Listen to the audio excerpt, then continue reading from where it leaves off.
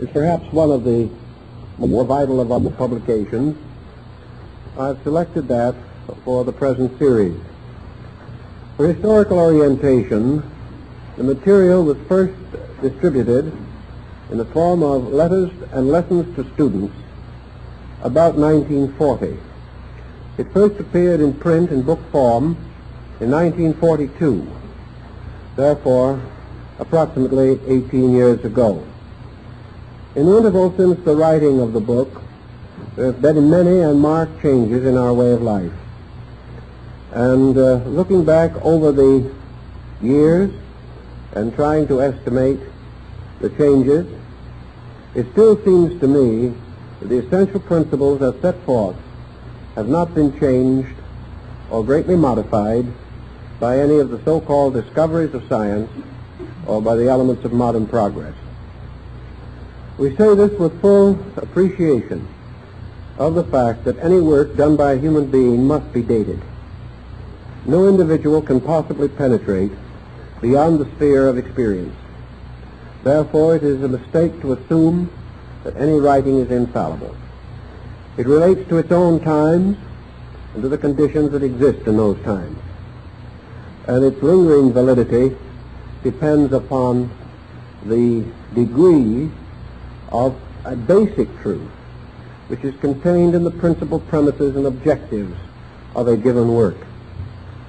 I feel in this case that the book has a certain strength, having been derived from those sources of knowledge which have had undiminished authority for more than 2,500 years.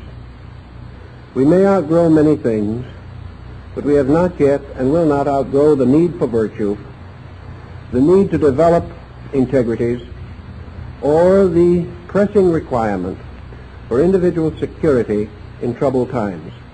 These elements remain, and while they remain, philosophy and comparative religion maintain the validity of their essential points of view. The purpose of the book, very largely, was to meet what I believed at that time to be a basic need. There has always been, in the West, a group of persons seriously desiring to advance consciousness through some form of organized program of study and discipline. And in this book we present what I feel to be a comparatively safe interpretation of certain established disciplines practiced among both Eastern and Western nations, but in their complete and original forms, not entirely practical to Western man.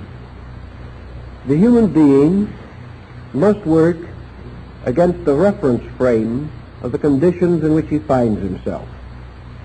It is not reasonable or proper to demand that any person place himself in a situation in which he is at great personal disadvantage, or to attempt procedures which are not likely to succeed in the way of life with which he is most familiar.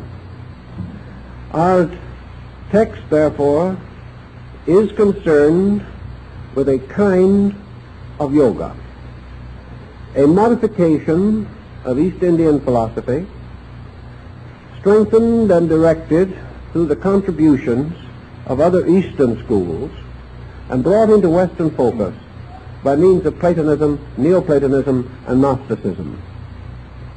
Thus we feel that we have bridged the primary interval of learning, the interval which divides, naturally, Eastern and Western cultures. Eastern culture is essentially subjective. Western culture essentially objective. This may not always remain the truth.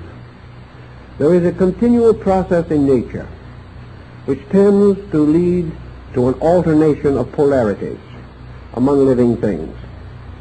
It is therefore quite conceivable that in the course of time Eastern civilization will become highly objective, and that Western culture may in turn become more distinctly subjective. But modern man, living in our present century and under the pressure of contemporary problems, still remains in the West essentially objective. When in doubt, he takes a rather aggressive point of view. He may very likely strike out against circumstances with all the vitality and libido at his command. He is going to fight his way, work his way, struggle his way, or even talk his way through the various problems that arise. He therefore uses a tremendous amount of objective energy and has come to conclude that expenditure of energy is the essential ingredient in progress. There may be some doubt as to this. Certainly there is some grave question as to whether the individual can fight his way from ignorance to wisdom. This point of view, then, leads us to the need for Eastern subjective balance of thinking. The individual must be taught that the search for truth is not a competitive quest for success as we know such a questing in Western life. The search for improvement is a very much more subjective thing, and in order to succeed at all, it must be undertaken with a right kind of attitude. It must be approached not offensively or even defensively. It must be approached with a simple directness of action, which again seems strange to us. Western civilization has gradually deprived man of direct action. He may deny this, but actually he is continually conditioned, and whenever he feels the impulse to act in a direct manner, he begins also to sense reactionary cautions arising in his own temperament, warnings that direct action may lead to loss of social adjustment. In this book, therefore, we have attempted certain basic principles of yoga, but we have tried to also defend the student against the dangers of yoga for Western man. We have tried to point out, for example, that the scientific aspect of self-development is not as yet suited to us. And since the preparation of this book, we have had very strong support for this particular point of view. Western man, having become aware of the powerful instruments of knowledge, has already gravely endangered his own survival by his belief that scientific processes are legitimate and may be used regardless of moral consequences. The same thing that could happen and did happen in society in releasing upon us the dangers of what we now call the atomic age is a good symbol of what might occur within us if we rely entirely upon a scientific approach to the attainment of self-mastery. Theoretically, the West would like to approach the problem of man with complete scientific thoroughness. Actually, however, science without certain value controls, without certain background of culture, can be, and usually is, extremely dangerous. In the East, where yoga or Zen or Taoism are prevalent beliefs, we have a culture that has been conditioned for ages, a long ways unfamiliar to us. In the first place, the great body of Eastern mankind has been unaware of what we term success and only slightly aware of what we call progress. Eastern man has not sought the expansion of a way of life as we have in the West. Also, from the earliest experience of Oriental history, Oriental culture, the religious factors have been vitally dominant. Eastern man has built his entire way of life upon a compliance with a pattern of universal principles. He has always regarded heaven as first. He has always been ready to sacrifice earth for heaven. He has always been ready to sacrifice wealth for interior contemplation. He has been quick to renounce this world for the other. He has never felt the pressing need to compromise his spiritual principles for the advancement of his industrial or political states. Now, of course, this has its drawbacks. As a result of this attitude, Asia was for centuries very tardy in its industrialism. It also suffered an almost unbroken sequence of bad government. It lacked much of the improvement, much of the scientific knowledge, medical knowledge, professional knowledge that we possess in our Western life. Having placed value where it believed value to belong, it willingly sacrificed for value.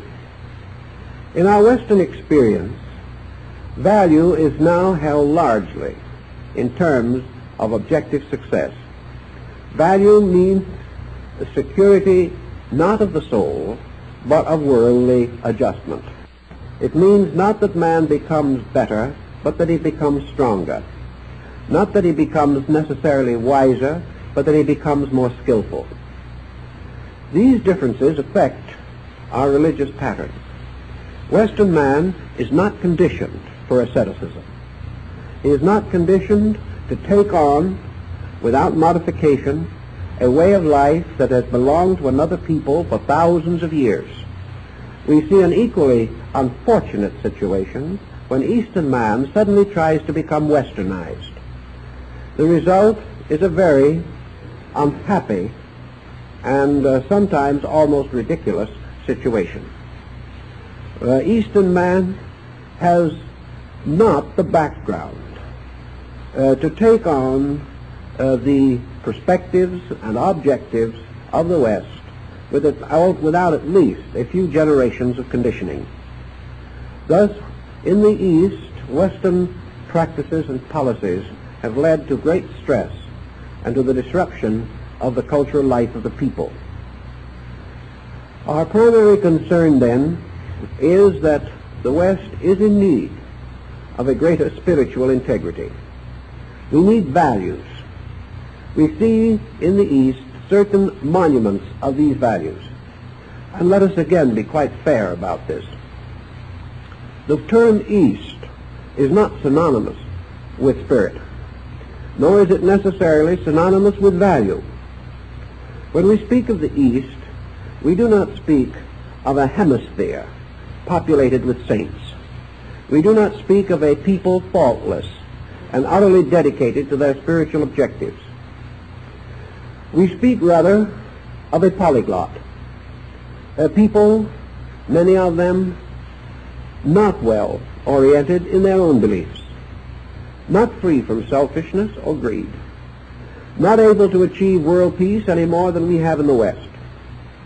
Therefore, when we mean East, we mean rather the basic principles of Eastern philosophy, even as when we speak constructively of Christianity, we certainly do not speak of the clashing of 500 creeds. We speak rather of basic principles as taught by the Holy Nazarene along the shores of the Lake of Galilee. We speak of essentials. Now, the essentials of the East have given us the basis of the yogic doctrine and several other important Oriental schools. These values, I think, are somewhat more appreciated and more guarded and more respected in the East than parallel values of similar significance are respected in the West. But this is by degree only. It is not a clean-cut difference. It is not a difference of where one is all right and the other is all wrong. Thus, the Oriental philosophy with which we are most concerned may be almost as strange to many Easterners as it is to us. I remember speaking on the problem of Oriental philosophy in the Albert Theatre, Calcutta. And after the talk, several Hindus told me that they had no idea that these principles were in their own philosophy. Thus, we cannot be too sure of these things. Mahatma Gandhi had the same experience. He did not realize or understand the wealth of his own cultural background until it was brought directly to his attention by English students in London. Thus, it isn't fair for us merely to assume that we must now acknowledge eternal gratitude to the East any more than we should neglect the West. The principle involved is one of earnest searching, a definite effort to discover what is valuable, and gradually to eliminate the concept of hemispheric difference as we now think of it today. We now think of Eastern wisdom and Western wisdom. Sometime we hope that we will think of the world's wisdom, the wisdom of all good persons, all dedicated human beings seeking better ways of life. The Western way, as we know it, centers around certain experiences. And one of these experiences is our own peculiar scatteredness. The average Western person is not self-disciplined. He is not able to control his own moods, even in lesser things, in the ordinary experiences of life. Probably the most controlled person in the Western Hemisphere is the American Indian, who, however, we scarcely regard today as a proper source of spiritual instruction, although I'm inclined to think we're making a mistake. This point, however, is true, that we as a people are not self-disciplined. We are moved constantly by impulse. We know not the source of this impulse, nor the direction in which it is impelling us. We live a kind of day-to-day life, hoping to get by, and hoping that we will have the skill tomorrow to mend the errors of today. Instead of mending, however, this habit of disorganization generally results in the complete collapse of the fabric of our purposes. As a result of that, Western man does not have directives. He does not like to accept the directives of others. They seem to over-influence his individuality. Yet he exercises very little self-directive. Therefore, we have thought of this book of Self-Unfoldment in terms of an introduction to self-directiveness, the means by which we will gradually and naturally come to a stronger power to direct and control ourselves. To do this, we must practice certain world-established policies of discipline. Discipline is not an Eastern word, essentially. It is as commonly found among the Greeks. It is simply a term to indicate that the individual has taken hold of his own life, that he is not permitting the various instincts which constitute his personality to have sovereignty over the total pattern of his life purpose. He is learning, or must learn through discipline, that it is not necessary to have a bad disposition, that it is not necessary to be jealous. It is not necessary to hate people. It is not necessary to be selfish or self-centered or arrogant. It is not necessary to be afraid, nor to be a worrier, nor to be a gossip. These excesses which sort of sweep over us and take control of us, so that St. Paul says, when we would do good, evil is ever nigh unto us. This situation is not necessary. It is foolish and unreasonable to assume that man, the noblest creature that we know, has no way in which to polarize his own nobility, that he has been given faculties and powers beyond those of any other creature visible to us in nature. These faculties and powers are not only sufficient to enable him to exist, they are sufficient to enable him to live well. Now, many people when confronted with this problem of self-discipline, simply go to pieces. They are unable to handle the basic elements of resisting an impulse which may arise within themselves. Why, possibly, has Asia a little better skill in this particular direction? Perhaps it is because Asiatic peoples have never enjoyed the security that Western man has known.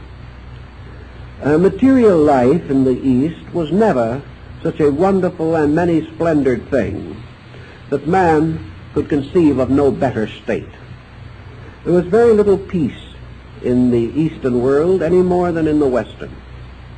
The Eastern individual had to adjust himself to pressures which have generally relaxed among our people. He had to face changes, real and sometimes desperate. He had to depend more upon himself than upon the security of his culture.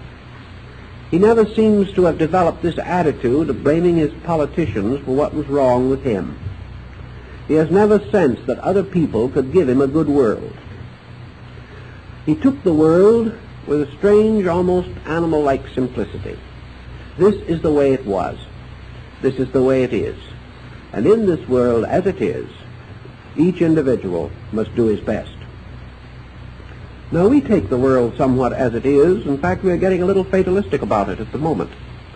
But it has never really come home to us that we do not need to be victims of the world, that it is not necessary for us to go along miserably day after day complaining about everything and feeling that our complaints are justified and our situation is hopeless, simply because we are unable to control the conduct of 1/2 or 3/4 of a billion other human beings. Eastern man never had that attitude. It has never occurred to him that his happiness was dependent upon good government, or that his security was dependent upon high wages and organized labor. These things might be nice. They might give him, perhaps, in the end, the same attitude we had, but he never got that far. He was never in a position to worry about what he had the way we do. His major worry was about what he did not have. Today, we are the victims of our possessions. And in this philosophy, we have come to regard our material state as being so important that its mistakes are fatal, even as its advantages are beneficial. So we live in a world of powerful extremes which pull us back and forth, and a world in which there seems to be a legitimate reason why everyone should be unhappy. Well, perhaps there is, but to the Eastern mind, this would not be interpreted in this way. Unhappiness would be regarded as a direct personal challenge. The individual who is unhappy would say to himself in Asia, "What have I done that is wrong?" Over here, the same individual would explain in a long, involved manner what is wrong with everyone else and why he cannot be happy, because his friends, relatives, neighbors, family, and enemies are all operating contrary to his inclinations. This type of difference is very clear and very definite. And toward this, our idea of a book dedicated to the principle of self-discipline seemed to be good. Now, if we were in Asia working on the problem of self-discipline, it would be comparatively simple. A guru would say to his disciples, "Sit there for 5 years and don't move till I tell you to," and he would be there for 5 years. In this country, it would seem a very difficult situation, because who will pay the taxes? Also, if in the East a disciple was told to practice a certain attitude for 5 years or 10 years, he would do so without question. Today, we will do nothing without question in the West.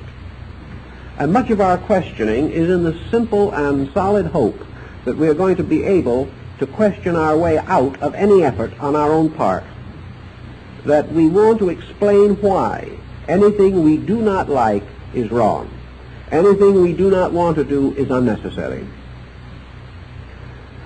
If we try to follow, therefore, all of these Eastern paths of mystical growth, we would probably end in a very antisocial situation.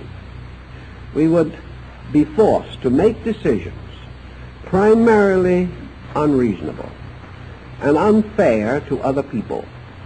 Here's another strong situation that has to be faced. In the Orient, particularly where philosophic principles dominate, families are united in these principles. All members of the family have the same basic belief and the same basic acceptance of value.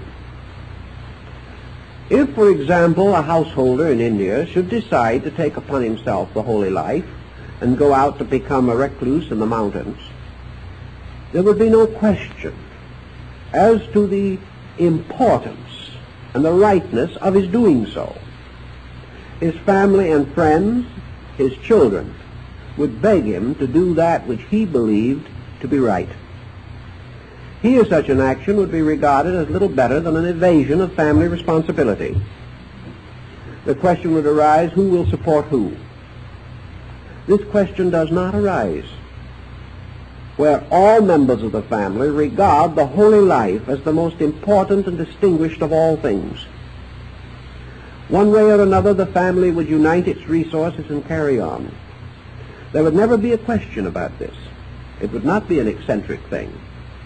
It would not be an evasion, it would be an acceptance. And it would be held firmly and strongly that those left behind and thrown upon heavier responsibilities would be themselves most fortunate, inasmuch as their own opportunity to grow through adjustment would be increased or enlarged. Thus it would seem that in the West such a pattern would certainly not be acceptable. Nor is it acceptable for an individual who has established a way of life in the West to attempt to advance his own spiritual destiny with total disregard for those around him. There may be evidence in the dialogues of Buddha that the individual so doing has performed a virtue, but in the West it would not be a virtue.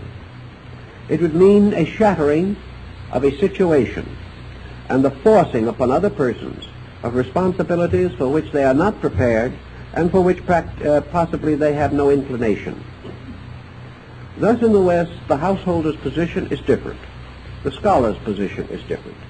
The scientist, the physician's position is different. All of these differences have to be taken into consideration. Otherwise, what we term religion would become a disintegrating force in society. It was perhaps in this emergency also that we found coming in Asia the rise of the second great age of Buddhistic thinking, which was introduced about the beginning of the 2nd century A.D. by the Arhat Nagarjuna.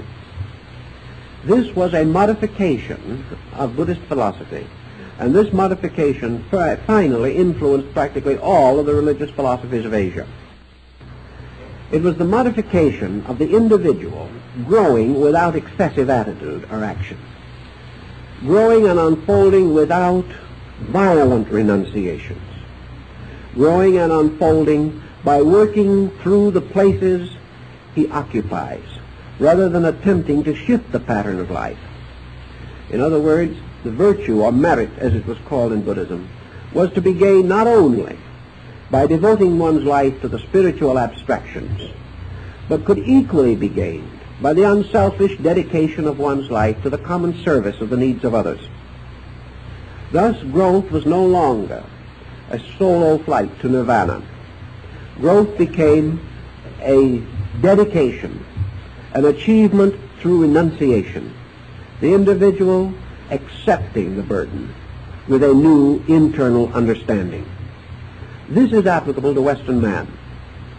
The realization that the individual can attain a high degree of self-discipline, and by this means an important major growth in the unfoldment of his internal life, without becoming unadjusted, without departing from those patterns of responsibility which he has properly and reasonably accepted, and which, having accepted, he is under duty to fulfill. This Mahayana, or Northern Buddhistic innovation, gave the Eastern world a tremendous step forward, making possible more progress, more development on a physical level than had previously been conceivable. It also taught us the importance that Socrates also emphasized so definitely. He was asked once where the best place to study was, and he answered immediately, the place where you are. Here is the place of learning. Here is the situation which invites to discipline. Here are all the inducements of growth. Here is the important but complicated schoolroom through which we are supposed to learn all those lessons necessary for the integration of our inner lives.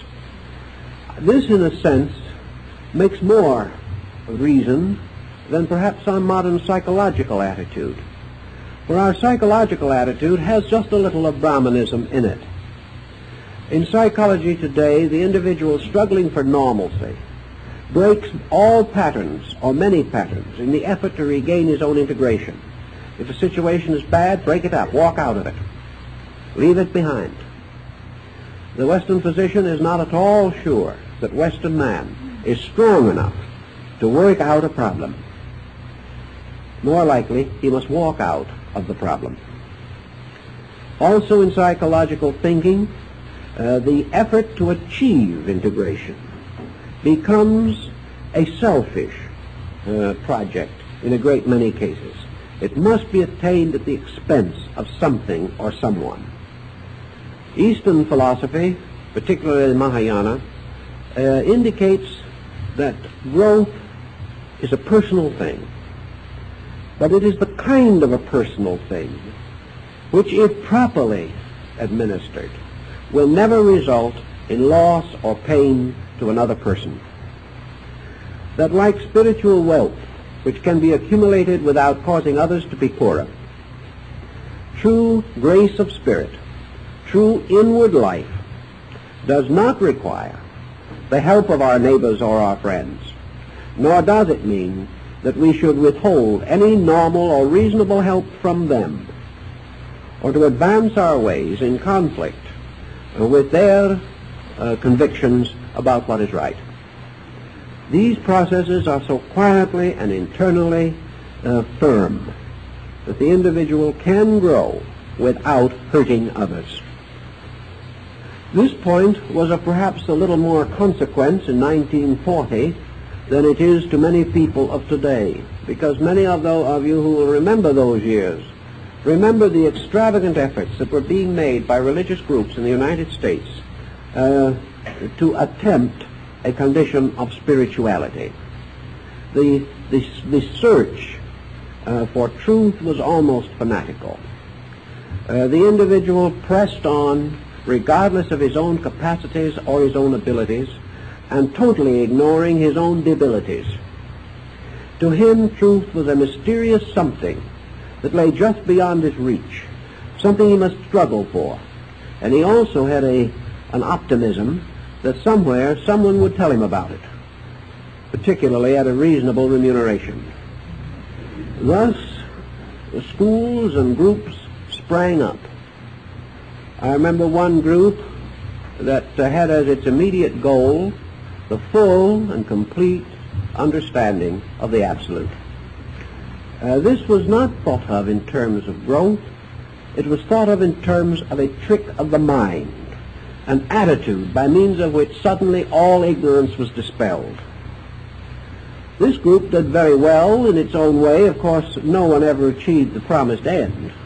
But the average person didn't know whether he'd achieved it or not, as he had no comprehension of either the finite or the infinite. But in the terms of the competitive spirituality of the day, this particular group immediately developed a split within itself.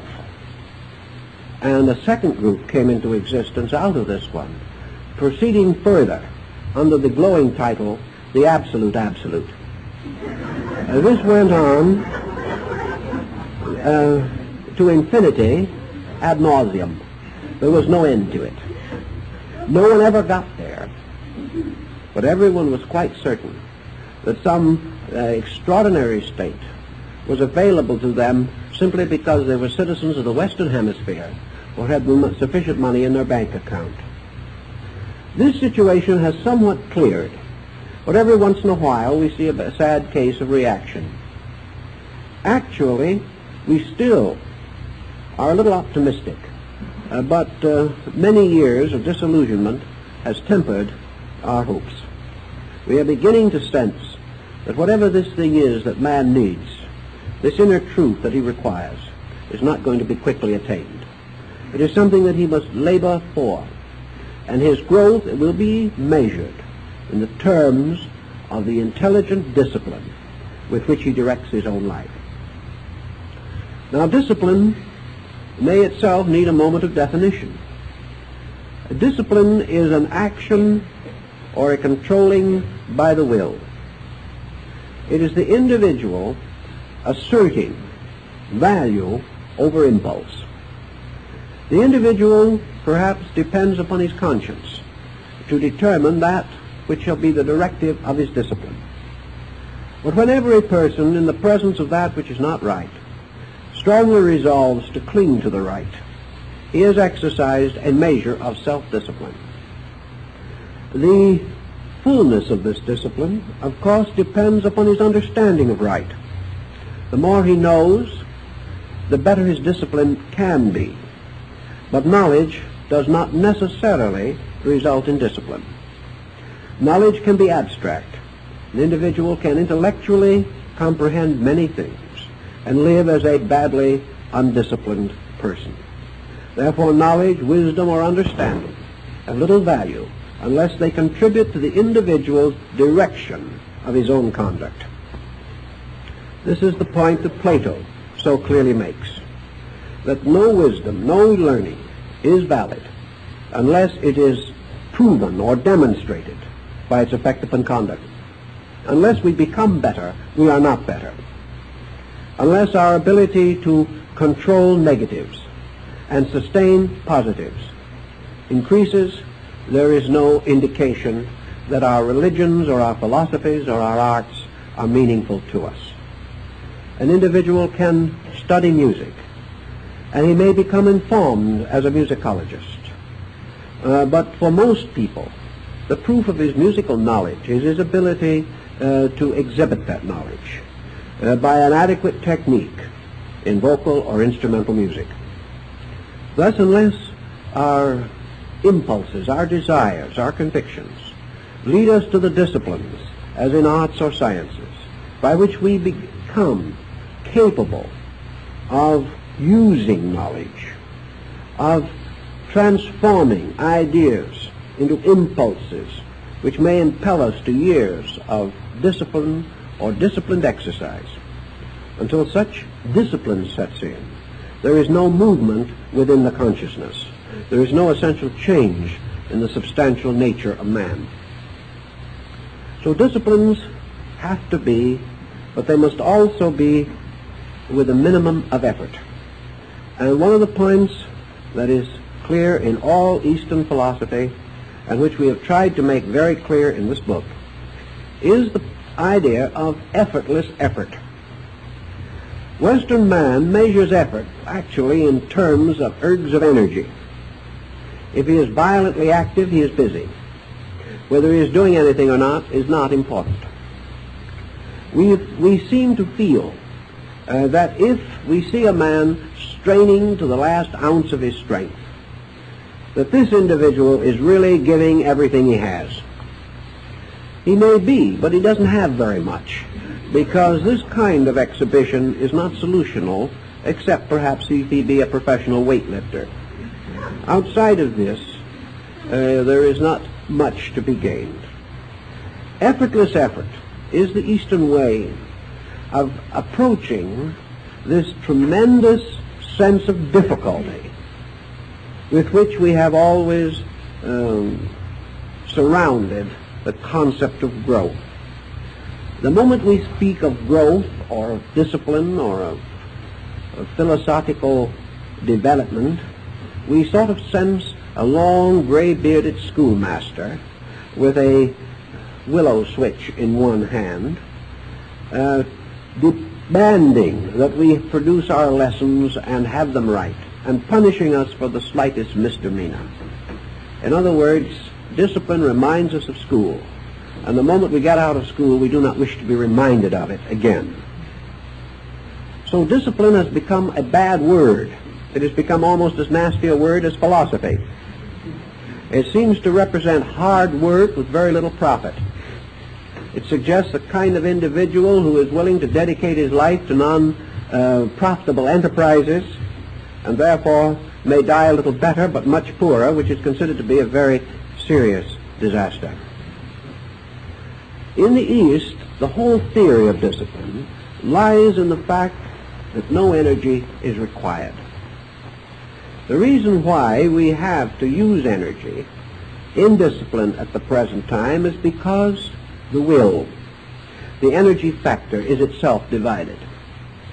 We are giving more will energy to our desire than we are to the impulse to control that desire. Thus, two streams of will come head-on into collision, and whichever will is the stronger will ultimately vanquish the other. The question is the will of what we should do greater than the will of what we want to do, but which we know perhaps isn't the best? To fight out this, to Western man, is a great moral issue. It is a little like old St. Jerome wrestling with the devil. It gets to be really a conflict.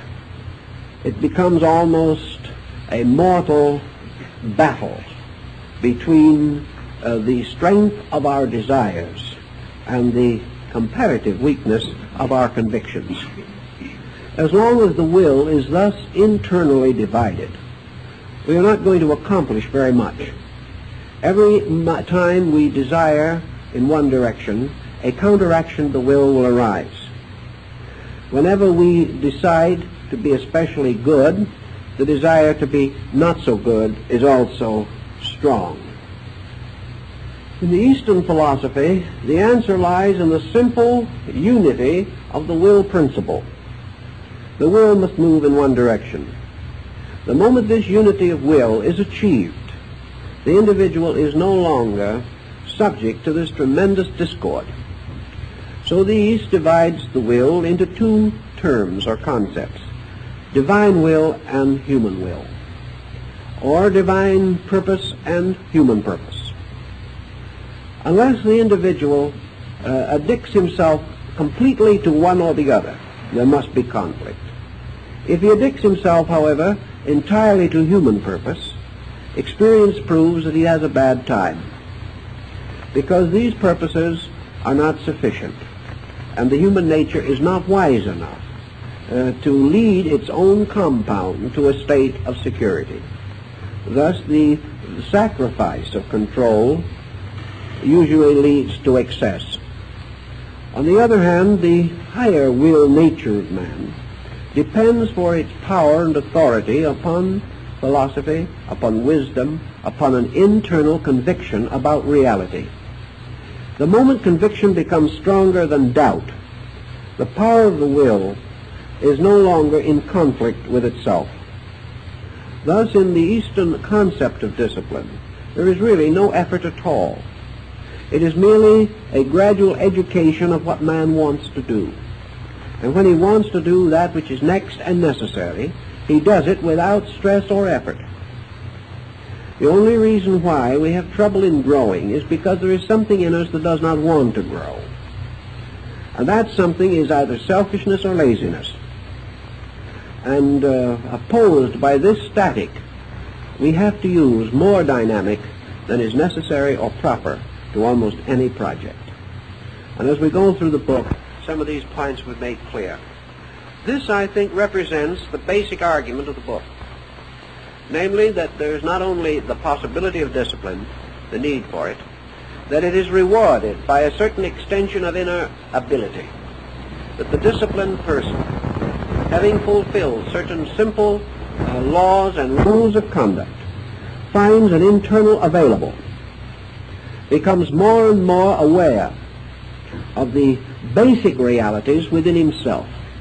And from these basic realities, he gains a continually increasing and enlarging power toward the final achievement of his own integration.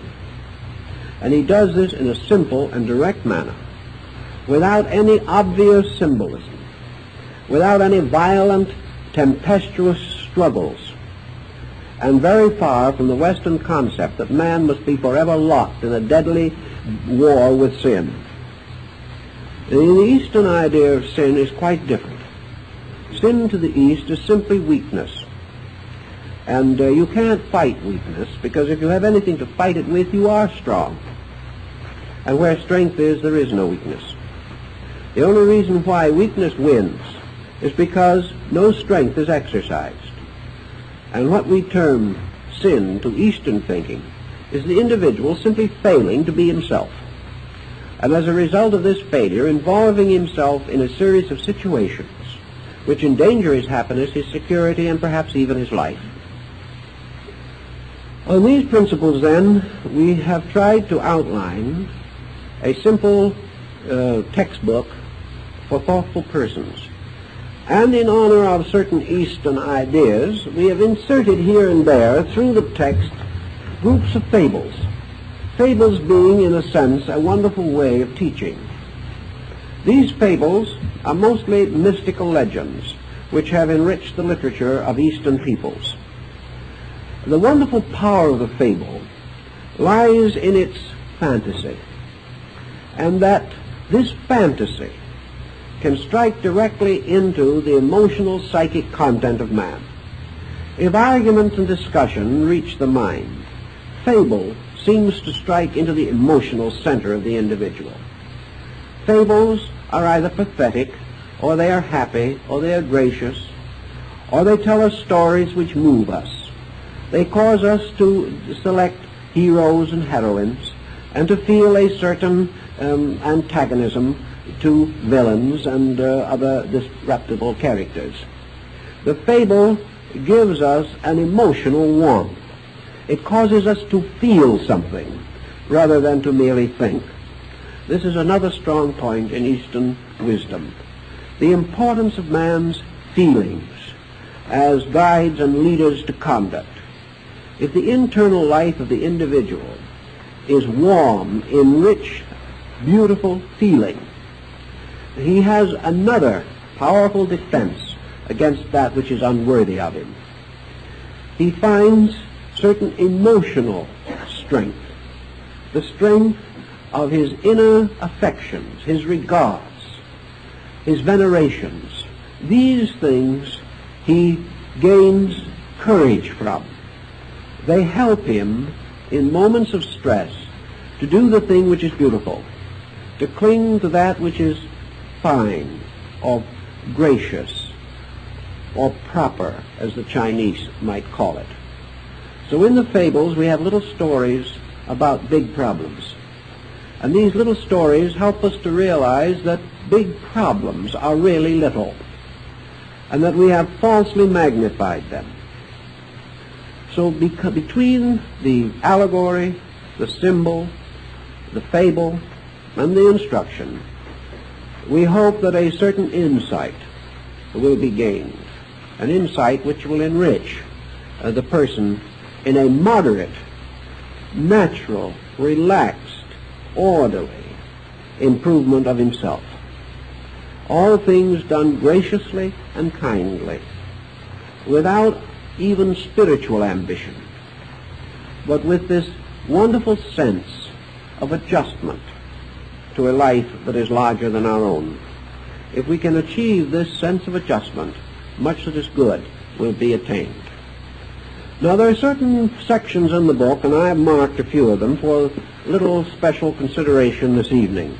Things where it seems to me we can gain, perhaps through a little further insight. Naturally, in the course of time, we are bound to reflect upon some of these problems. And it would be foolish indeed to deny that probably the wording could be improved, that actually many of these ideas could be enriched. I do not think, however, that this is a desperate situation. I think perhaps it does, however, invite us to just such a group of studies as those we are beginning tonight, simply because we can span perhaps 18 years of study and thought and bring these definitions a little more clearly into focus. The very beginning of the book deals with what we term theories of discipline. I cannot this evening give you page numbers in every case, but maybe later I'll try and do so, inasmuch as my marked copy of this book is from a different setting, published in London. Therefore, you will find it word for word the same, but I'm not sure that the pagination is identical. But in the very beginning of the first section, we give definitions of three processes or disciplines of ancient religion, and I think these offer us further food for contemplation. We contrast or attempt to distinguish clearly between meditation, realization, and illumination. We point out that meditation is a contemplation of divine realities through a certain internal discipline of insight. Meditation naturally must be without tension or effort. Meditation is actually this very concept of be still and know. Thus, meditation is not an aggressive discipline. Meditation is not a search for something. It is not a conjuring up of anything within the consciousness of the individual, nor is it an effort by the mind or by the consciousness to impose its own convictions upon a mystical reverie. The great danger that confronts the average Western student of meditation is that he is meditating from a conviction instead of toward one. He is using certain familiars in their accepted and familiar way. Therefore, it is very easy for meditation to simply become a psychological reinforcement of attitudes held to be true. This is why, perhaps, even in 1940, when it was comparatively unknown in this country, we brought in considerable material bearing upon Zen, because in Zen we have perhaps the very substance of the meditative concept. It is in meditation not what we meditate upon, but the level of what we meditate with that is of the greatest significance. The Eastern mystic takes for granted that in every person and in every being there is the substratum of the eternal mind or of the eternal life. This has its own nature. To meditate, therefore, upon the nature of being is much as though we were looking out upon a great sunset from a mountain or across a great scene stretching out like perhaps one of the beautiful paintings of the Chinese Taoist mystics.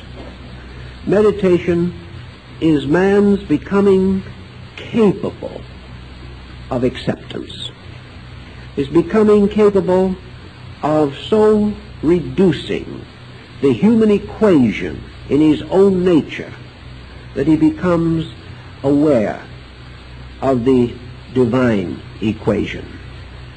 Theoretically, in meditation, if the person can completely eliminate himself, he will then become completely reality conscious. This is a little difficult, perhaps, for Western people to think about, and I've heard people wonder whether they could safely afford to eliminate themselves. Their friends thought they could, but the individual himself was not quite so certain. Actually, I don't believe that we need to be too fearful about this discipline developing over rapidly. I don't think there is any danger of the individual wiping himself off as a chalk mark on a wet slate. Actually, all of these achievements are highly relative. Buddha, however, pointed out that even the smallest step in the direction of reality is accompanied by a certain enlargement of reality. As we approach it, it seems to approach us. And somewhere in this mutual approachness of things, we come finally to an identity. By meditation, therefore, by degrees, we eliminate error. We become quiet. The purpose, the discipline leading to meditation is the one of controlled relaxation. Now, this is particularly valuable to us now because of the tremendous tension of Western man. I think we may say, as Eastern and Zen scholars have pointed out, that 15 minutes of adequate meditation will relieve the individual of all of the tensions of a busy day, because meditation is a complete rest. Rest is not achieved through the ceasing of labor. Rest is the result of the ceasing of conflict. And in the individual whose life is made up of a series of conflicting factors, whether he works or plays, whether he is busy or attempting to do nothing, the conflict continues. The conflict in human temperament continues until it is solved. It will never solve itself. It will never end because we change the situations in which we live. The conflicts may change with situation, but the principle of conflict will not cease until the individual achieves the discipline of meditation.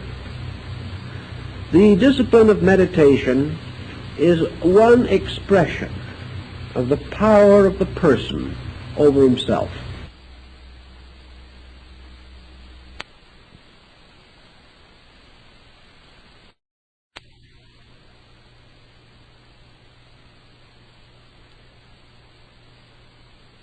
Expression.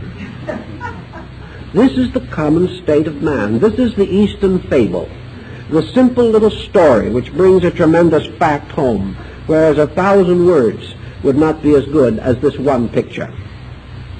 But we are all, to a degree, like this old man, firmly believing that it is our sovereign right to carry the horse. We have always done it. We have carried the body as we would the horse. We have never assumed that we should ride it. We have never assumed that it should serve us. Its pleasure becomes our law and our necessity. But sometimes, some way, man must learn to break the horse.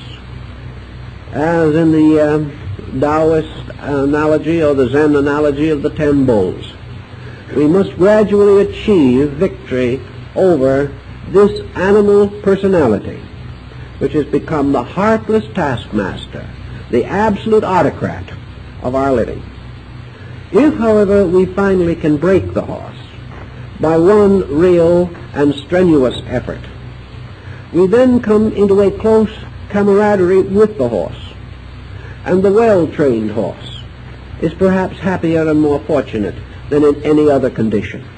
Its friendship for the man who has mastered it becomes real and enduring. And yet, when it was broken, it fought for its liberty with everything that it had. In the same way, the human being, coming into a rational relationship with body, does not destroy body, but enriches it, gives it purpose, gives it fulfillment, gives it wisdom and care that the body will never have while the body alone attempts to dictate its own future. So man, in meditation, is, so to say, in the Zen allegory, learning to ride his own horse. He is learning the simple relationships between consciousness and body.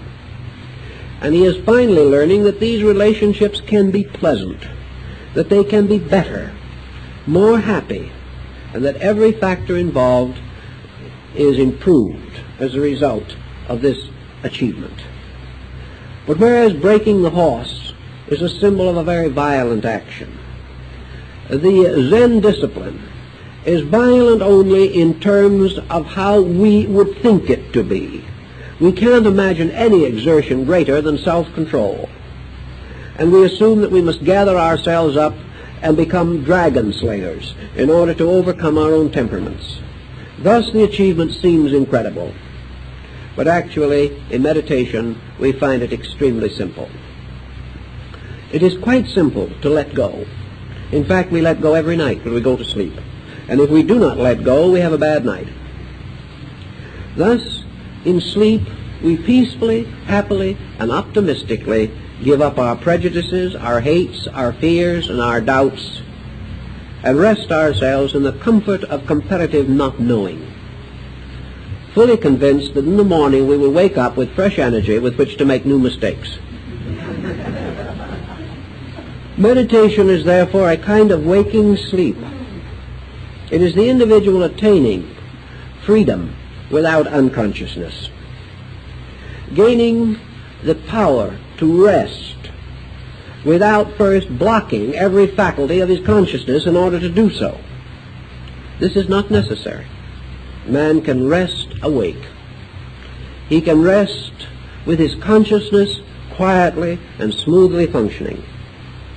He can also suspend these functions almost totally, until with this effortless effort, the individual can experience the mystery of passing through what the old Zen calls the gateless gate, the door between two states of being that is no door at all, but is simply quietude.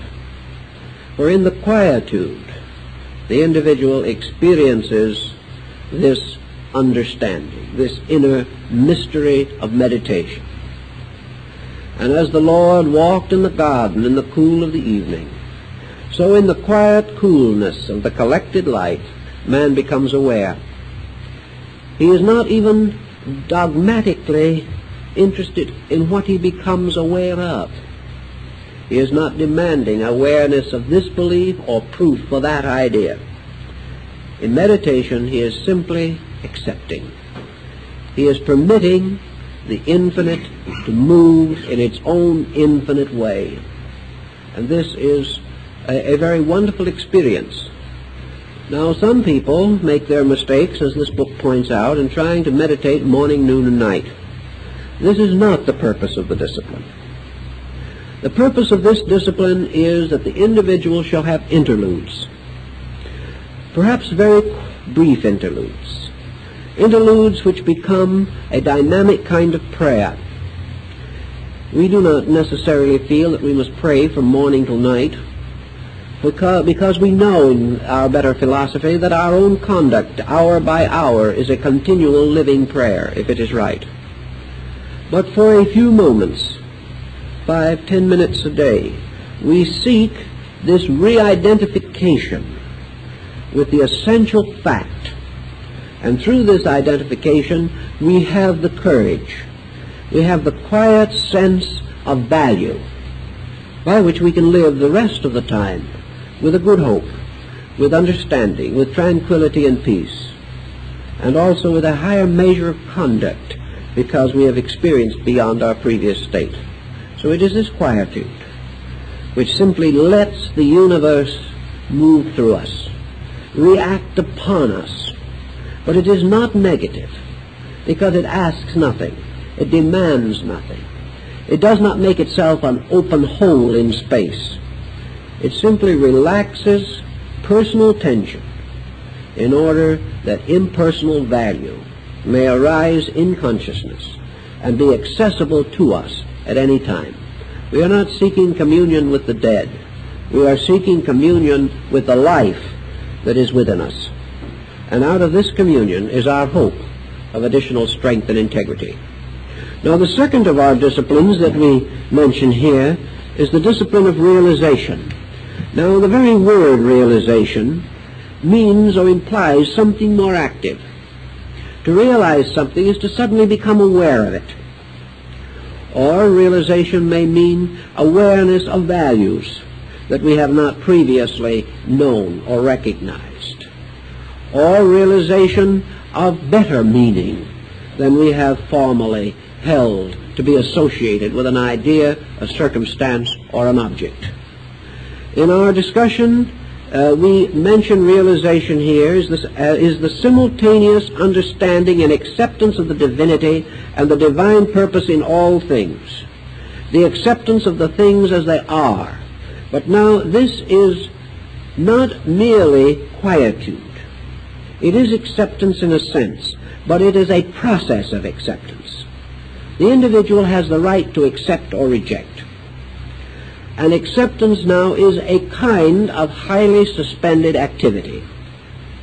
It is an activity by which we make a moral choice or a decision involving value. We are constantly confronted with ideas which we either accept or reject. We are constantly in the presence of values which we weigh and analyze. But what we are trying to do with the discipline of realization is to become aware of meaning, to become aware constantly of our own power to ascertain or to penetrate into meaning. Realization, perhaps in its simplest form, is our ability to rise above the tendency to accept appearances or to judge things only from their surfaces and their outward parts. Realization also is a very wonderful thing in education, inasmuch as it becomes a natural hunger for meaning, so that instead of thinking of dates and places and wars and generals and statesmen, realization seeks to arrange these elements to discover value. What are the meanings? What have we learned? What has the world gained? What has human consciousness experienced through these various vicissitudes of life? Therefore, history becomes valuable as a record of the unfolding of energy content, the direction of human decision, the pressures that have influenced mankind. Realization, therefore, is forever seeking meaning. Thus, this exercise can be somewhat more broadly diversified and applied at other times. Realization should become an automatic, ever-present help in time of trouble. Realization is the remedy for superficial reaction to circumstance. Realization causes also things that seemingly are only annoyances or interruptions or trivialities to suddenly indicate meaning. And realization, of course, has a tendency to reduce our tendency to condemn, to criticize, to reject. It ends this highly Aristotelian polarization of so and not so.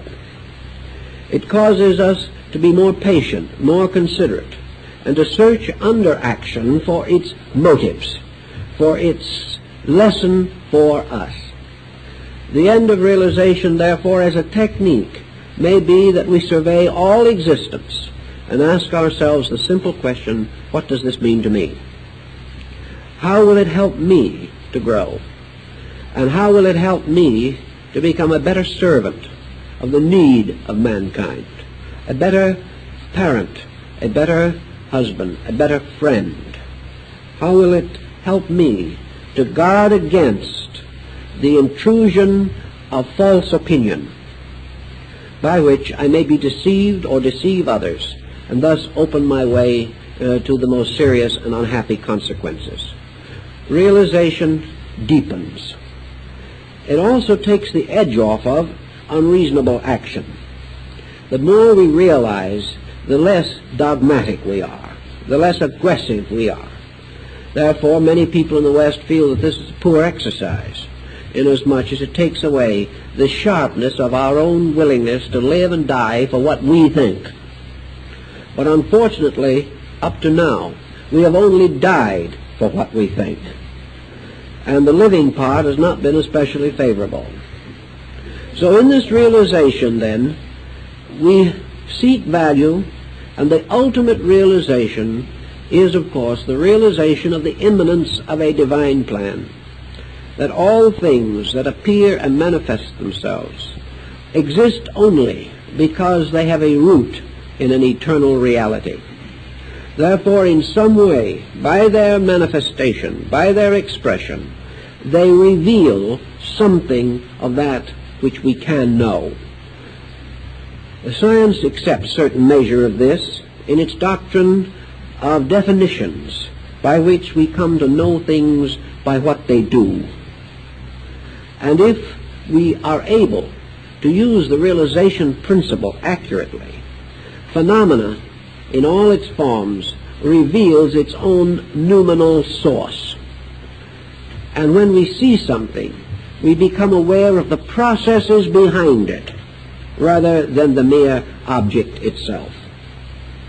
Realization, then, is the experiencing through of the illusion of appearances, and the subtle, instinctive questioning and questing of the realities which lie beneath all things as they seem to be.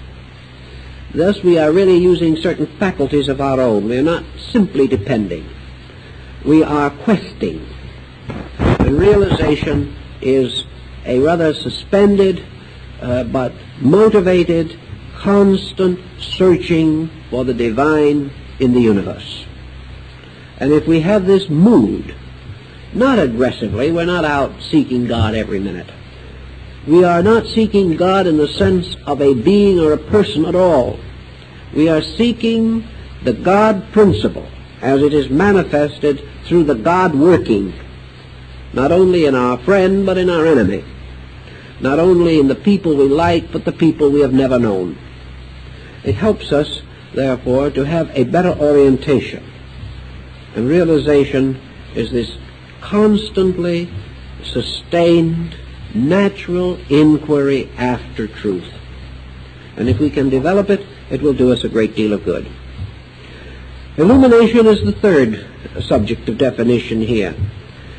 And we say that it is a state of conscious at-one-ment with universal principle, man's participation in truth. Illumination, therefore, is something which the individual cannot condition by his own efforts. Man may build toward reality. He may pass through a series of disciplines by which he brings himself, perhaps according to his own estimation, into a highly adjusted state. But in this problem, his own estimation is unimportant. For when man approaches the quality of illumination, he must become completely dependent upon the eternal workings of divine law itself. The hour no man knoweth. The individual cannot judge for the infinite. He cannot determine to what degree his own path has been correctly walked.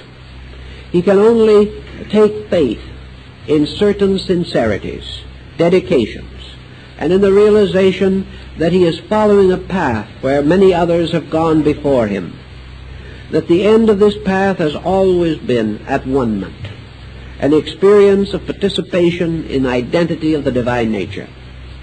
This experience comes, as Böhme, the German mystic, says, like a flash of lightning, perhaps even in a clear sky.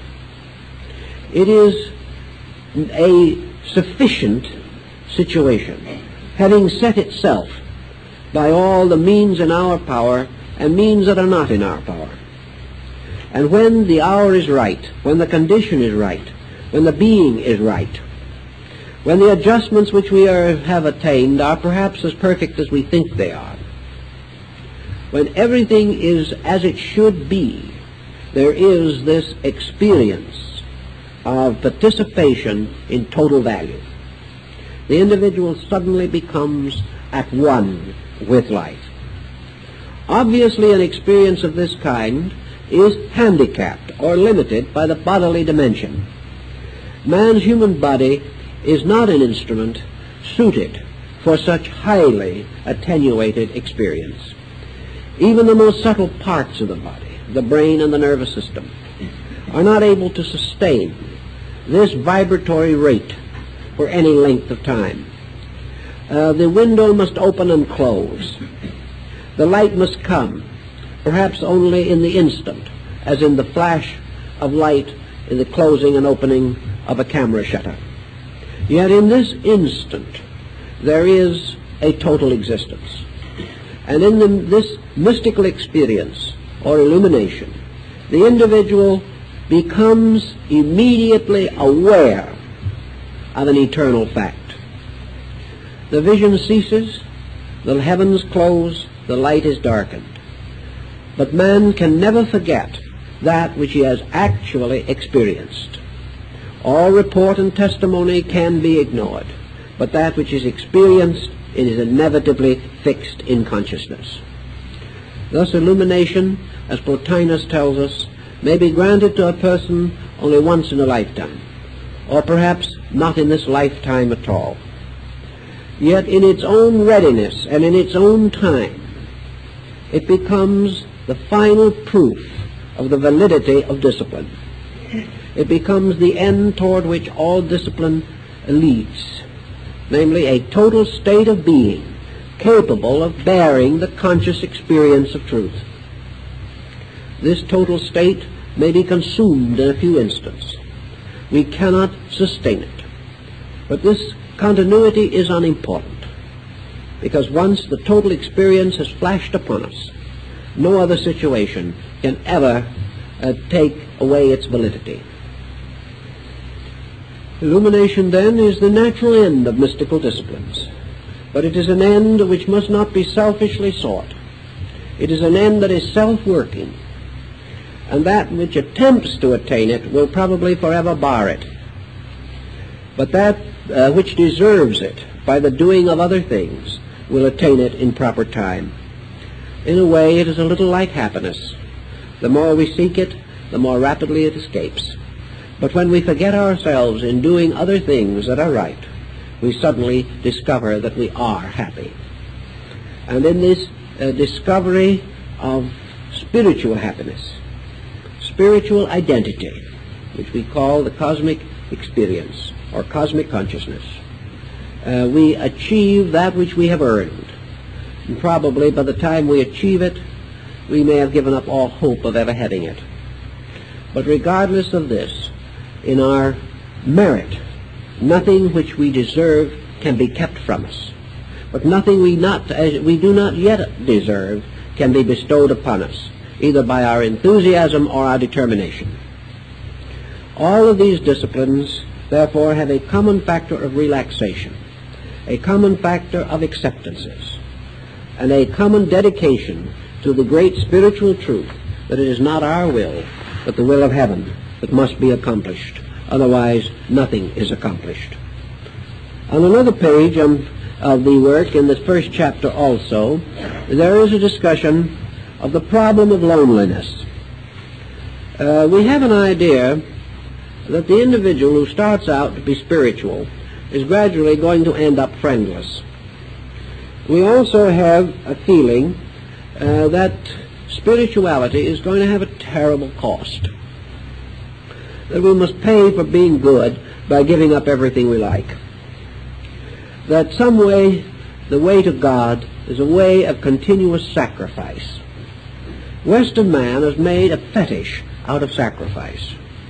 He has made it seem as though our eternal salvation in the world to come is dependent upon our continuing misery in this sphere. Such an attitude is obviously ridiculous, but it is still very strongly impressive. It gives us the concept that we must serve God by being miserable. Nature does not tell us this. Examples of life in other spheres of experience will not sustain such a concept. We cannot say that a flower is miserable because it grows, or a bird can only sing if it is tortured. These things are not true. Growth and life and unfoldment are the natural things of nature. Certainly all growth has certain growing pains. These pains are pains of adjustment. But it is not growth per se that must lead to misery. It is man's interpretation of growth. It is a traditional point of view that has been built into his subconscious until he believes that through self-sacrifice, misery, resignation to disaster, he is really developing a godly nature. Actually, loneliness, or the sense of aloneness in our search for greater experience of truth, is due to certain deficiencies in ourselves. Actually, we are alone if our allegiances are divided. The individual who wants a condition which he has partly outgrown, but also wants a better condition which he has not yet attained, can be on the horns of a dilemma. Mostly we find the so-called unhappiness attendant upon efforts to improve simply due to wrong method. The individual has forgotten that growth is a reasonable process. He is trying too hard. He is trying to be too critical of his own conduct. He is making himself do things he does not really want to do. Or he is half-heartedly dedicated to some nobler concept of life. This type of situation is quite prevalent among organizations in which the membership, derived from many sources, may be united in a common purpose, but the individuals making up the memberships have different degrees of growth and allegiance, and in trying to keep the rules of their fraternity, they become utterly unadjusted and miserable, because these rules are not really for them at this particular time. The person who finds that growth is making him uncomfortable is simply not ready for that kind of growth, or else he is under wrong instruction. What he must realize is that growth is not the spearheading of a single virtue. It is not the individual trying very hard to attain some one thing and leaving the rest of his nature utterly uncultured. That is why we make such an emphasis here, perhaps more than some people think is necessary, of the importance of cultural growth along with other endeavors. The person who tries to be overwhelmingly good, moving desperately to what he believes to be a spiritual state, will usually be in trouble. He's in trouble because he has no supporting instruments. He wants to be very, very good, and yet most of his appetites are still bound to another kind of life. Now, he is not a sinner because he has these older attachments. He is simply uncomfortable because he has not adequately outgrown them. He is trying to cast them off without ever having actually transmuted them in his own conduct. So if we find that we're getting antisocial, if we can't get along with people, and one of the most common complaints that comes to me on this is typical of it, namely that it's more and more difficult, as one person and 100 more like them have pointed out to me, it's so difficult for the spiritual person to get along in this horrible materialistic atmosphere. People are just not suitable for friends. They don't have the same lofty instincts. They don't have the same spiritual interests. And this goes on and on and on until we can soon understand why the individual is totally alone. No one wants to hear this any longer. This is not true spirituality and never can be. It was pointed out to us in the New Testament that Jesus lived in the homes and ate and worked with the sinner and the unregenerate.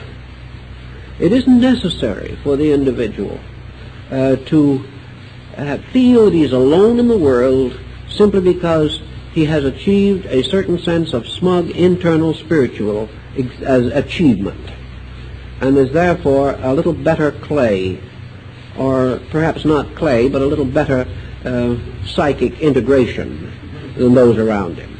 This is foolish. It will naturally make us very uncomfortable because it is nothing but metaphysical snobbery at best. The simple fact is that realization will teach us, as Emerson learned in a very simple manner, that there isn't a human being in the world who cannot teach us something. We don't outgrow other people. What we must outgrow is our own tendency to try to put them on levels of consciousness beneath our own.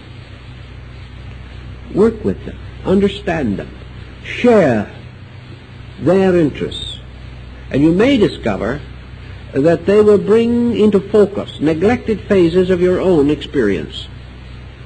And the real level of our understanding we meet not merely upon the level of this desperate effort to be spiritual. We meet upon the common natural effort to be better. Therefore, cultural achievement is very important. As we love music, as we love art, as we express our refinements through appreciation for the good in others, for their achievements, we can go and we can listen to the small child who play the scales on the piano, and instead of being spiritually disconsolate because of the inharmonies, we can suddenly develop a tremendous spiritual regard. We can begin to estimate the difficulties, the struggle of this child, and we're with them every minute. They do not have to be of one level or another to be friendly, to be understood, and to give us association, friendship, and understanding. Frequently, we learn the most from those most different from ourselves. It is the heart in us that makes us willing to learn, to love to learn, and be ever grateful for the numerous experiences that come to us from different levels. These are the attitudes which help to keep us right. And with such attitudes, this problem of isolation does not come in. We may say that some people are not suitable, but it is not because of our spiritual problem that they are not suitable. The unsuitable person would also be unsuitable to us if we did not have any specific spiritual aspirations. It is not due to the spiritual aspiration problem. It is simply due to the fact that some people have in their way of life interests, attitudes, addictions, which are strange to us and which we feel no need for. These people perhaps are not for us at the moment, but they are also not for us to condemn. But if we have enough interests in our spiritual questing, if we are well-balanced people, we will never be alone, because there will be enough diversity of our eagerness that there are bound to be persons in our world from whom we can learn and with whom we can share. It is when we have this one-pointed drive merely to become spiritual ourselves that we can be very lonely. But this is a loneliness due to the fact that we have isolated our own condition and falsely estimated it. Otherwise, this state of things would not be a reality for us, and certainly not a desperate one, as it is in a great many cases. Now, at the end of the first chapter, we begin a series of realizations with which these lessons are supplied. There is an appendix in the form of a realization in each of these lessons. And these realizations are things which we seek more or less to understand, not in the common sense of intellect, but in the more uncommon sense of taking them into a quietude and feeling them not merely thinking them through. Now, in this quietude in which we feel them, there are two different types of quietude that may be developed. One is the actual quietude of the quiet room, the quiet chair in the corner, the soft light of evening. Here we can muse upon the mysteries of life.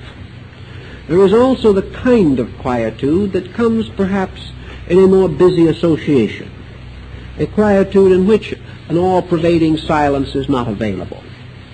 This is a quietude of the suspension of decisions, the suspension of attitudes, and the effort to experience in a more congested area, perhaps on the streetcar or the bus going home, or waiting in an office, or almost anything, that we become aware of the interpenetration of worlds, that we become aware of the nearness of that value which we've always regarded as more or less distant.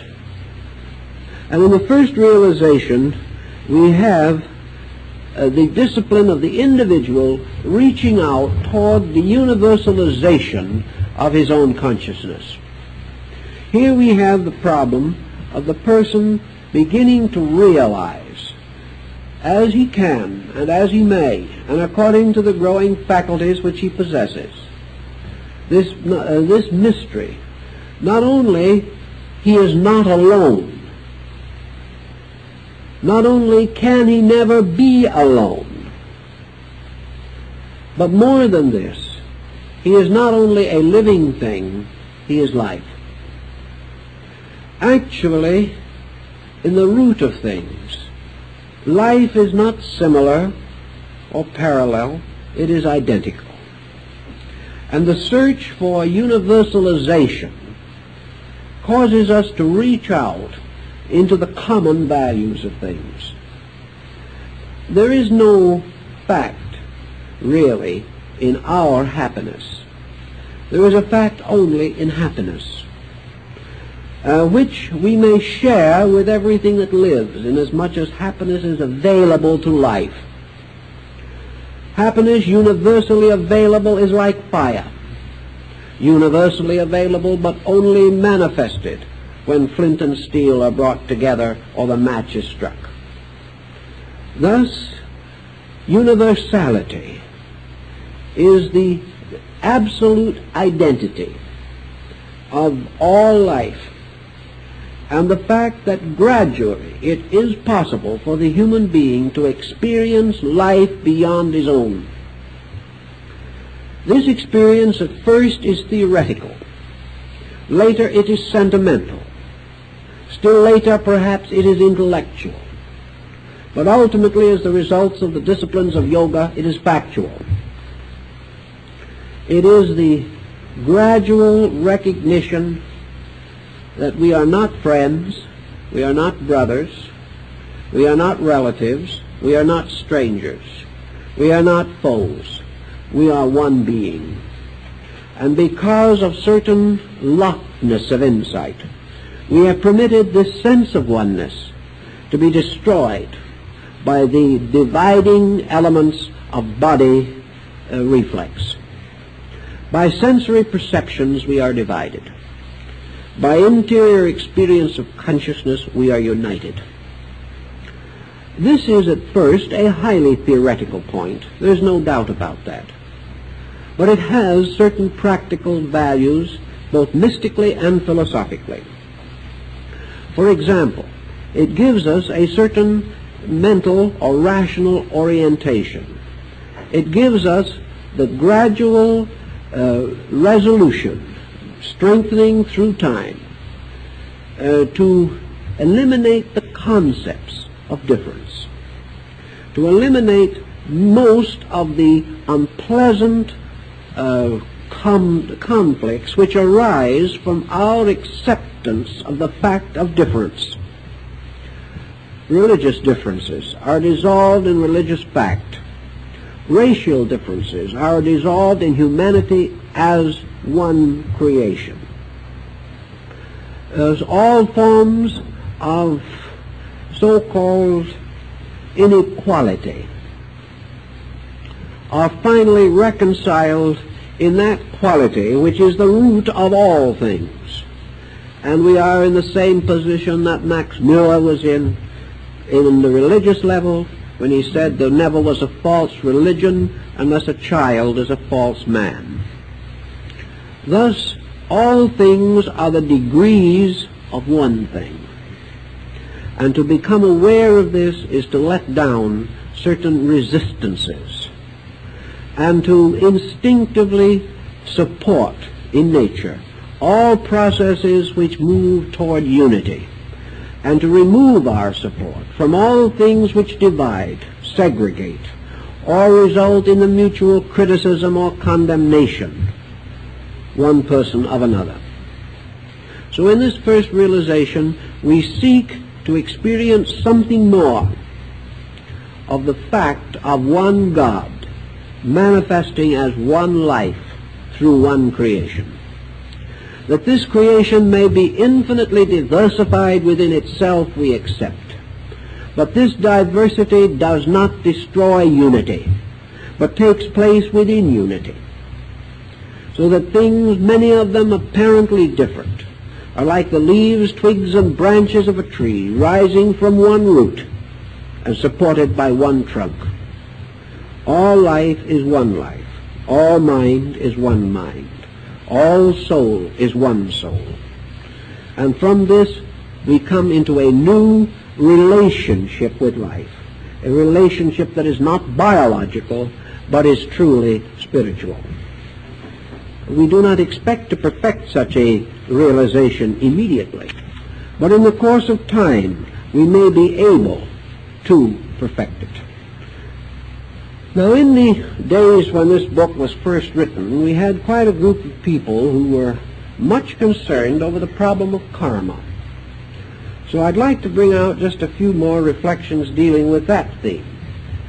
Karma was, to the Oriental philosophy, the idea of the inevitable relationship between sowing and reaping. The individual must think that all action leads to a compensatory reaction in nature. And we are also warned in many works relating to metaphysical things that the moment an individual tries to live better, he is confronted with a load of old karma and life becomes well nigh impossible. Well, there probably is a certain amount of truth in this concept, but I think we have misunderstood, and perhaps my own understanding has enlarged on this point since the time the book was written. The facts remain essentially the same. The implications are the same. In fact, they are rather well clearly stated here. But I think we can add something to the picture which will make it more valuable. The individual who is going nowhere generally has an easy trip. They say that, and there's an old saying, I think it's of Slavic origin, that no one throws stones under the feet of a person who is not going anywhere.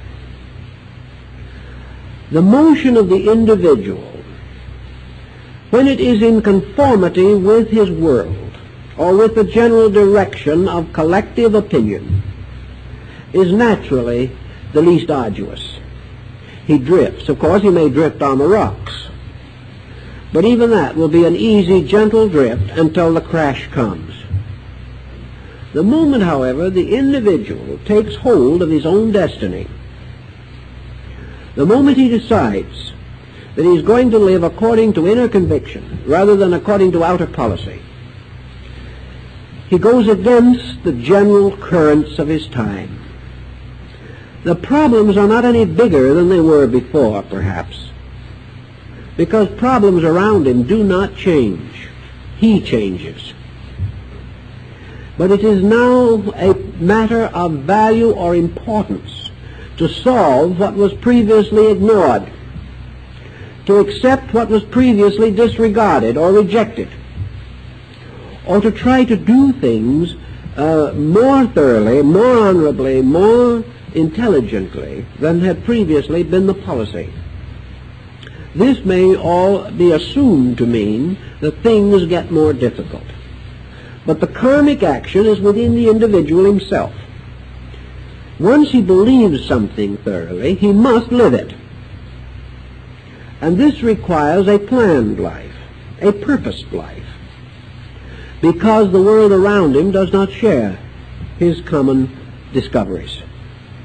Thus he cannot depend as much as he did before upon the support of the errors which once sustained him along with many others. He now must chart a course. He must learn more. He must study more. He must be more observing and more thoughtful. These experiences are generally regarded as bad luck because they make the person work. They make him feel and accept the responsibilities of his conduct more completely than ever before. So the karma of growth is the fact that the individual who really is dedicated to principles has to live them. And what are the rewards of this? The rewards are far greater than the cost. Actually, there are no occasions in which spirituality, true spirituality, has ever come as a penalty. There is no case in which the person who is truly more and better can say that his improvement has gotten him into trouble. Well, what generally gets him into trouble is the opinion that he has improved, not supported by any adequate factual improvement, or the belief that the mere fact of growth is going to make it essential for him to be miserable. He can, of course, do a thorough job of it if he wants to. But actually, all true development brings with it a compensation of larger living, happier adjustment, deeper understanding. The individual would never sacrifice for one moment that which he has gained in order to regain the false values which he has lost. So the karma is simply very closely associated with the fact that the person who is following certain disciplines and has made certain conscious declarations of intent must live them. And if he lives them, he gains and grows and is happy. But if he half lives them and half objects to them, then I suspect he could have a rather difficult time. But it is not the fact that nature is punishing him for growing. It's the fact that growth is demanding more than word allegiance. It is demanding factual allegiance. Now there is in the third chapter here, there is a list of a method for grading, a self-analysis, by which we recommend that the person estimate his own nature. I like this thought. It came a little, perhaps, at a time when psychologists were few and far between, and the average individual was not of the opinion that he had to go under analysis to find out what was wrong with him. Unless he has really a serious psychic disturbance, and he may have, but unless it is a sincere and real one, he still does not need to go under analysis. Because until he loses his own internal sense of honesty as a result of tremendous psychic stress, he is still in the best condition of any living person to say what is wrong with him. He can say it, but he almost always only whispers it, because he knows, but he hopes that no one else will find out. That is why we recommended in the beginning with this list of questions that you carefully answer all the questions and then destroy the list. Because if you think other people are going to read it, you probably won't answer it quite as fairly. So we suggested here, through a series of questions divided into headings, that each person grade his own disposition, find out what is right and what is wrong with himself. Well, interrupt you, but that doctor had to go to the hospital. There's 2 cars blocking up in the back. 2 cars are blocking a doctor? Yeah, in the back here. In case I get to the hospital, it's a Ford. SPK 653 and a green chili AWL 222 off the back here. Well, if the friends who are blocking the car, the doctor has to get to the hospital, we better let him. It's possibly one of those, shall we say, maternity cases? And those will not wait. They are like times and tides. This list is rather obvious. The purpose is to grade the individual according to his own honest belief as to his own ability in these matters. And there are various ways in which the grading can be done. Perhaps one of the simplest is to assume that 10 as a unit constitutes full and complete the maturity or development of a faculty or power. Therefore, if you put 10, it means that as far as you know, you are perfect. This number would therefore be used very sparingly by the wise. Of course, you can always compromise and make 9.5 with a moment of befitting modesty. But if you are down to 5, it means you are half developed in that particular quality, or down to 1, that you are very poorly developed in that quality. Now, when you say, for instance, we take certain of these things, continuity, perseverance, thoroughness, tranquility, discrimination, and inclusiveness. Now, one friend has asked us what we mean by inclusiveness. The others seem to be rather clear, but that one seemed to be worrying them a little bit.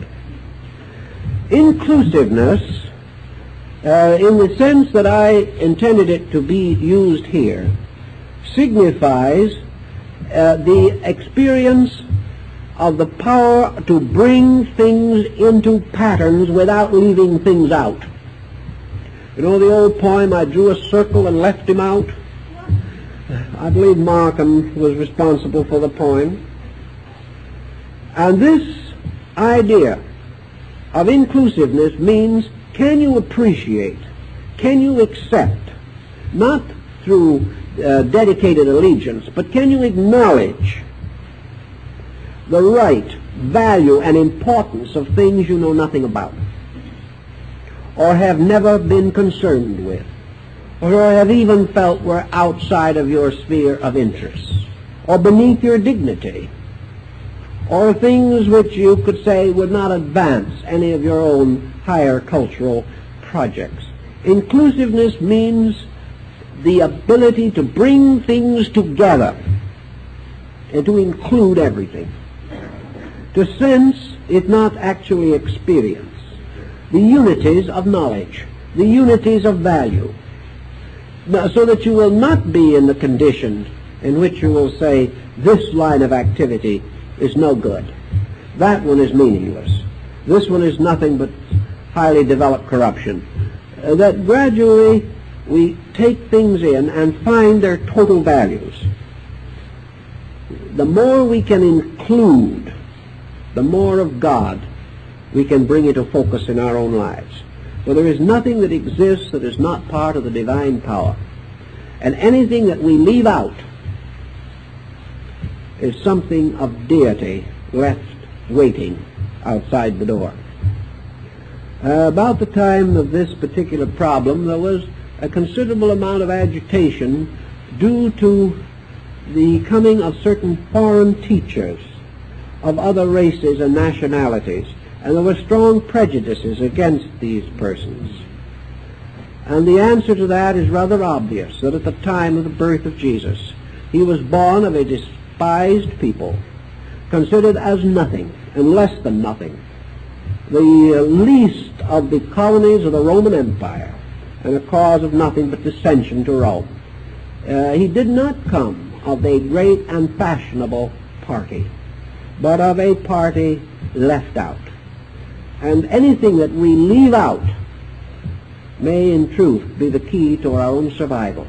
So by inclusiveness, I mean this internal spiritual capacity to include everything, to find a place for everything. And if we cannot use it at the moment, to very gently and reverently just kind of keep it in suspension until such time as we may need it, but never to cast away any form of knowledge, understanding, or any aspect of life or nature, lest in so doing we cast away with it the very seed of truth. Then we have the emotional problems. And under that there are personal harmony and control of appetites, control of affections, and so on. You can read the list. But the 10th one again has caused a little question. Control of the tendency to venerate. This, I think, is important. In Eastern philosophy, the disciple has much more tendency to venerate his teacher than there is in the West. But the danger that lies in veneration is the gradual and subtle increase of temporal authority over spiritual fact. To venerate means, to most people, to add too much of holiness to that which is not in its manifesting state totally holy. To venerate too much is to open the consciousness to terrible disillusionments. When we put people up on pedestals, they fall off. It is good for us to know that the idea that Jesus taught is essentially true. No one is good but the Father. This is a very important thing. We may have kindly regards. We may have respect. We may feel a great obligation or gratitude. But it is a mistake to worship any living thing. And to venerate too highly is to violate the concept that thou shalt have no other gods before me. And there has been a lot of hero worship in religion which is not essentially good. It is worse for Western man than it is for Eastern man, because Western man, less critical, may venerate less wisely. And in our way of life, we do often overlook the human frailties of our associates, and in trying to enfold them in too much divinity, we make a very heavy burden for them and endanger ourselves. Therefore, the tendency to venerate should be under emotional control, so that it does not escape into a blind adoration, but becomes a simple appreciation, a simple respect, and a simple regard. If we can moderate this, then we are moderating an emotional excess that might otherwise get us into difficulty. I see that our time is up, so we'll have to continue next week, but we hope that this process and procedure will be of interest and help to you. Thank you very much.